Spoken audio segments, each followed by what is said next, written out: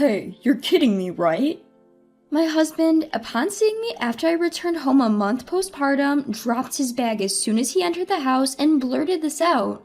Haven't you put on too much weight? What? I'm Emily, 31 years old. I just gave birth to my child last month and I'm a stay-at-home mom. After my postpartum visit home, I looked forward to starting a new life with my new family of 3. However, I was only greeted by my husband's insensitive words. I was speechless. Why would he say such a thing when he's meeting his newborn baby for the first time? My husband, John, and I met at work. After graduating from high school, I worked in the accounting department of a company in New York, where John was my boss. Our home was nearby, but since my parents live far away, I went home a bit before my due date. It's been a month since our daughter Sophia was born, and I've just returned. John has been busy with work and couldn't get time off to see us at Idaho, so this will be his first time meeting our baby. Despite this... What the hell, John? I just got back from a long journey. I initially thought he was joking and replied lightly, but he was serious. But you've gained like 22 pounds, haven't you? Well, of course. It's normal to gain up to 22 pounds from childbirth. It's even written in the Mother-Child Health Handbook. I had to build strength for childbirth, get my body ready for breastfeeding, and prepare for the sleepless nights ahead. This is perfectly normal. No. This is incredible. John, ignoring Sophia, muttered a sentence that betrayed all the dozens of welcoming words I had imagined he'd say to me on the train, then went straight to his room. What? I was taken aback by his fierce attitude and subsequent withdrawal from his final disappointment, and I dropped the diaper I was holding, just like how John did with his bag earlier. Well, a good night's sleep would probably improve John's mood, I thought, so Sophia and I slept in a separate room that night. However, John's attitude from the previous night was only the beginning of an incoming nightmare. The next day, he began a tirade of body shaming. I learned in the new mothers group at the hospital that sweet potatoes were good for milk production post-delivery, so when I was eating them as a snack, he'd say things like, "What's the point of potato eating a potato? That's cannibalism. Gosh, it's disgusting watching a fat person eat. I heard pigs eat grain, so are potatoes grains too? Oink oink." Furthermore, he started saying, "Well, I held back while you were pregnant because I thought we would still be able to do it after you deliver the baby. I mean, I'm a man, I have needs too, you know. But this, no matter how much I try, it's impossible. I would feel like I'm putting in labor. But hey, at least with labor at work, I get paid, right? But this is equivalent to uncompensated overtime, which is unfair, haha." Trust a man with a background in accounting. He started to calculate our intimate times in terms of wage compensation, saying things like, "This is definitely cost reduction. I'm spending intimacy for the sake of operational efficiency. The reason being that I no longer see you as a woman due to a change in management policy. Can't help it, haha." Every time he opened his mouth, it was to throw insulting words at me. There were no other words coming from my husband's mouth. And of course, he wasn't participating in housework or childcare. But I have Sophia.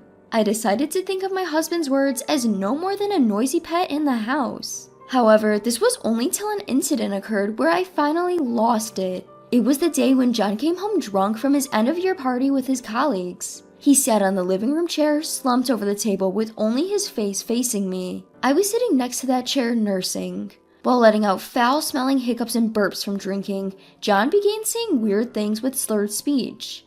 "You know, I thought about it, and babies, they ain't as cute as they're made out to be. Kind of bald and reddish black. They only coo broken words." Huh? It's like, people always say they're cute, right? I'm just being honest, cause being an accountant means you gotta look at things realistically. Huh? And when I see you nursing that not-so-cute baby, like, you got fat to just give birth to a not-so-cute creature, and then, you know how your boobs sag from breastfeeding? That seriously turns me off. What? And when I look at your sagging boobs, upper belly, lower belly, you're just like a pill bug. A pill bug? I can't see you as anything but a pill bug now. Dude, I seriously can't. Doing it with a pill bug is like a freak show fight. With those words, he abruptly grabbed my hand and shoved me, along with my baby, into the back room. Hey, what the heck are you doing? I barely had time to resist and shout before he tossed me in, shut the door, and John left me with these cold words. "Just get back in your shell, you pill bug." Afterwards, I heard the sound of him opening the bathroom door singing the Pill Bug Brothers song. Unforgivable. It's one thing to insult me, but to insult our child too? He might have been drunk, but this was crossing the line beyond what can be excused as just a drunk man's rambling. I laid there filled with rage, nursing my child in the dark room. The next morning when I opened the door, my anger peaked. Not because of the trail of tossed clothes leading to the bathroom or the drinks that were left on the table. No, that was not what made my anger explode. It was when I saw the cardboard put up in the room I was locked in, which read, Pillbug's Room. It was written in a sloppy writing, likely from John being drunk, but it was definitely his handwriting using a marker. This I cannot forgive. So I decided to stand up for myself. The first phase was personal reform. Firstly, I moved the Pillbug's Room sign to my new bedroom for me to fuel myself whenever I felt like giving up. And then I put up a poster of Rihanna on the opposite wall. I've always been a fan of hers, and her great figure is the perfect motivation to become what I want to be. And thus began my long-term revenge project in this Pillbug's Room. There are things I can do even at home, primarily walking on my tiptoes. Wall sits if I were to sit just for a second, squatting while doing laundry or brushing my teeth. Every time I finish nursing, I'll do a crunch. A nurse once told me, postpartum bodies lose weight easily as the fat gained is quite soft. It turned out to be true, and I lost weight quite easily. As my child grew bigger, during my ab workouts, I'd place her on my stomach. Each time my face would come near, she'd chuckle with glee, and when I lifted my legs, she'd enjoy it as if it were a seesaw. While caring for my child, I continued my rigorous exercise routine and diet. Soon, I regained my pre-pregnancy figure. Since I was sweating a lot from the exercise, I continued to wear my postpartum sweatpants, only swapping out the waistband. There was no need to dress up in front of John, who referred to me as a pillbug, so I obviously didn't wear makeup. John, who had started to call me, "Hey Pillbug," obviously didn't notice these changes since I wore the same clothes as before. Besides, he hardly even looked at me. The second phase was downgrading the husband. You often hear that one way to increase the gap between you and your rival is to raise yourself while lowering them, so I decided to get John to gain weight. His company didn't have a cafeteria, so I packed him high-calorie lunches filled with meat and deep-fried food. In the evening, when John came home around 9, I continued to serve him his favorite foods like pizza and fried chicken, saying, "These are your favorites, aren't they?" Of course I ate dinner with my child around 6 in the evening. At that time, I aimed for my meal to consist of 70% vegetables and 30% meat. I found the 3-bite rule very effective. Even if I felt hungry, the hunger would go away if I waited for 10 minutes.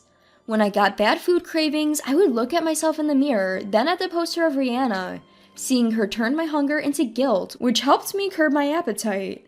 Of course, I didn't think I could keep this up just by doing this, so I started a Twitter account. Every day when I took a bath, I'd undress and take a photo of my stomach. Under the handle Emily at Home Diet, I posted these pictures daily along with a description of the exercises I did. 4 years later, my daughter Sophia started kindergarten. By that time, Sophia, who was a baby, had begun to speak. Being able to communicate, John had started to adore and dote on her. However, after everything he's done to push me this far, and considering the words he said when Sophia was born, I couldn't forgive him anymore. And to add to that, his nickname for me had solidified as Pillbug, which helped maintain my rage. When Sophia started school, during the time she was at kindergarten, I started working part-time at a local fitness club. I was just doing reception and cleaning, but since the customers were all very conscious of their muscles and beauty, it further boosted my own awareness of beauty. And everyone would tell me, "Emily, you're beautiful. You have a great figure too." With this, I was convinced that I could be categorized as beautiful based on comments I received generally. Well, the time has come. I've decided to lay it all out, everything from the past 4 years to John at a traditional sweets tea house in Cape Cod, which is run by John's family this Tuesday at 1 p.m. John's parents run a tea house where you can eat traditional sweets in a famous tourist spot with an iconic church. Thanks to being listed in the guidebook, the tea house was bustling and they had asked me to bring their grandchild Sophia to show them once things had settled down. So I decided to visit their shop. Tuesday afternoon is relatively less busy. They decided to leave the customer service to a part-time employee so we could spend some time together at the tea house. John has end-of-the-year accounts to sort, so he said he'll go to work in the morning, take a half day off in the afternoon, and join us later. After setting John off to work, I meticulously did my base makeup and straightened my hair. I usually tie my hair into a simple ponytail in front of John, but when I let it down to straighten it, it becomes shiny and wavy. I'll draw my eyebrows that aren't there when I'm barefaced, and instead of the usual tracksuits I wear in front of John every day, today I'm dressing up in a cherry blossom colored suit. I now wear a size 4. I'm not letting him call me a pill bug anymore. I intentionally arrived 10 minutes late. I had a text from John saying he had already arrived. Upon arriving, I saw an additional text from him. You're late. Do pill bugs always move slowly too? Click. I took a screenshot and stowed my phone away in my bag. Now, watch this. I puff out my chest and take a deep breath. Then, with a bell jingling, Sophia and I opened the door together. Hearing the door, my mother-in-law exclaimed, "Welcome! Oh my Emily, I've been wanting to see you, and Sophia too." "Hello, mother-in-law."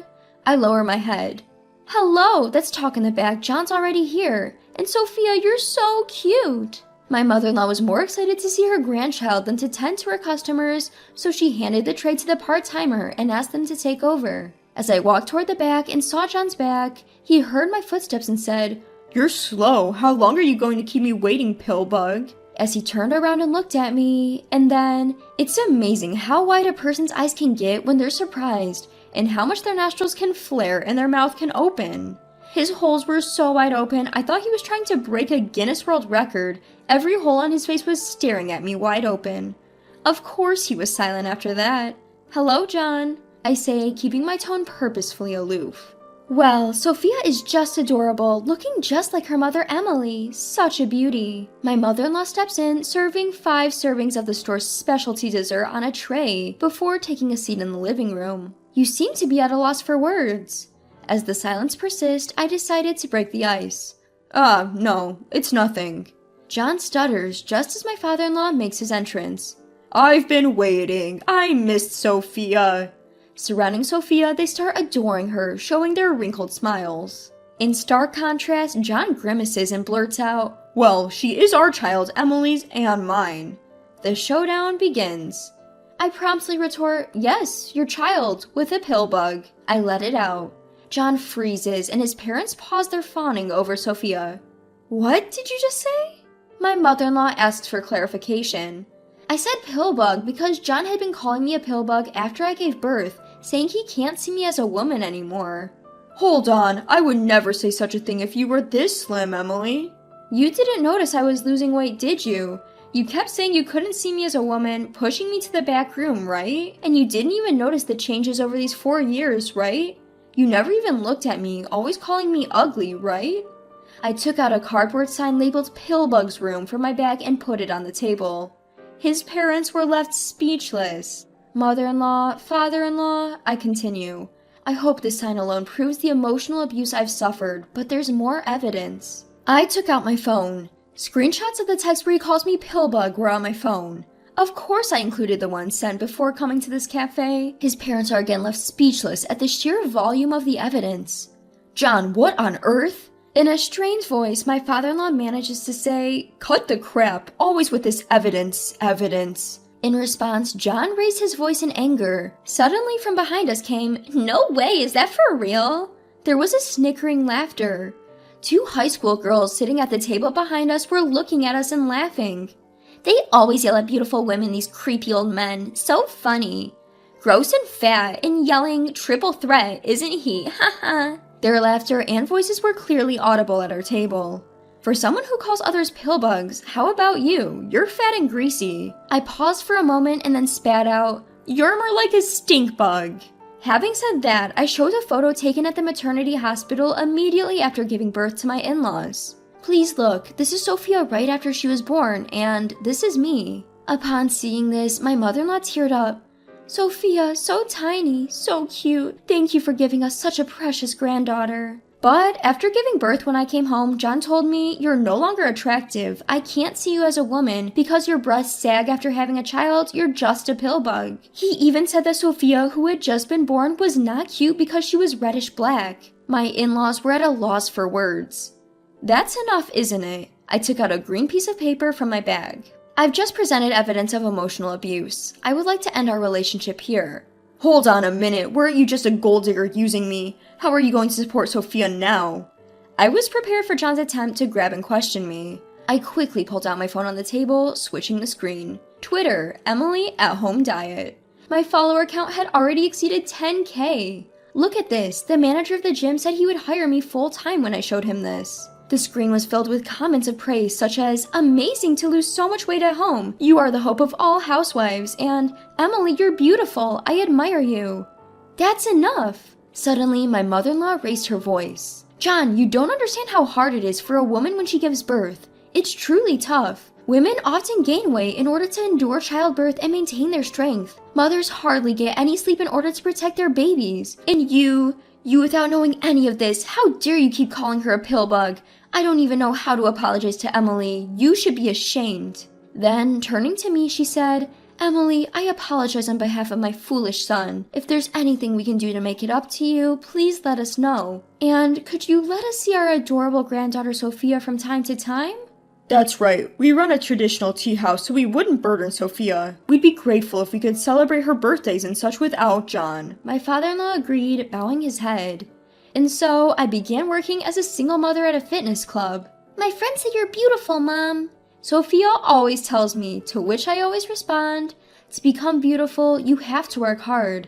It's important to believe in yourself and persevere. I want you to become someone who can work hard, Sophia." Meanwhile, the stink bug, or rather John, my mother-in-law told me he tried to get back together with me by working on his diet. However, he couldn't even handle the food restrictions and is still a stink bug. After I began working full-time at the fitness club, my Twitter follower account even surpassed 2K. I've even been approached by a publisher. Even a stay-at-home mom can do it. You have to seize your own happiness. I hope to continue my activities to become a small inspiration for all the hardworking housewives out there.